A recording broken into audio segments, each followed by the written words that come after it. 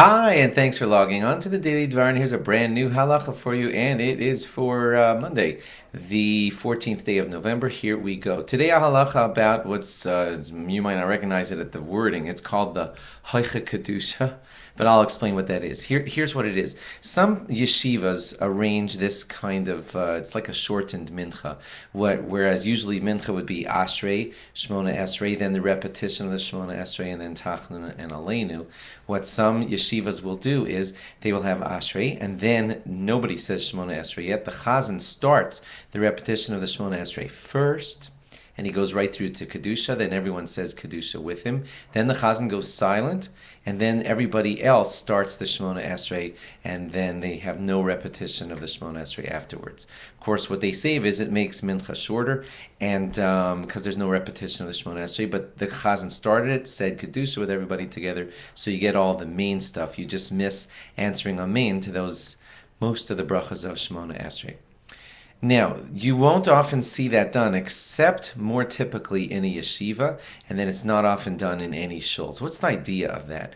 Well, some people say that it originated with the idea that a yeshiva, since the people in there are learning Torah all day, they don't want to lessen their learning time, so they cram down mincha a little bit so they could squeeze out 5 more minutes of Torah learning for the day. Others debate whether that's really the real reason, because it doesn't fully make sense that we would actually shorten davening just to be able to learn. Usually the general adage of the Jewish way is there's Zaman Tefillah Lechud, which means there's davening time and there's learning time. And they don't encroach upon each other. So some people debate whether that's the reason.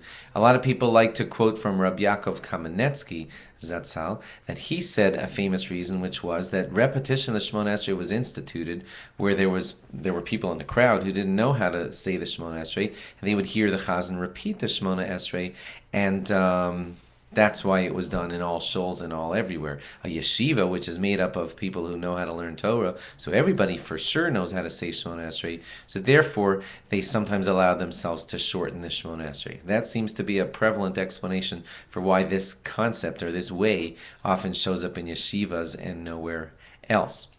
But whatever the case may be, this is clear in halacha. For people to just decide on their own, hey, we're running late, so let's shorten our mincha just the way they do in some yeshivas, most halacha rabbis will tell you, don't do it.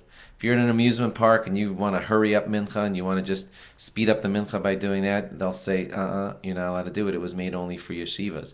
Those people who say, we're running late and it's going to be the end of the day soon, so let's just, we don't want to annoy people, so let's do a shortened mincha. It seems to be halachically very, very shaky to do this outside of the yeshiva setting. And therefore, I encourage all of you, as your halacha for today, to not be so quick to do this shortened mincha thing.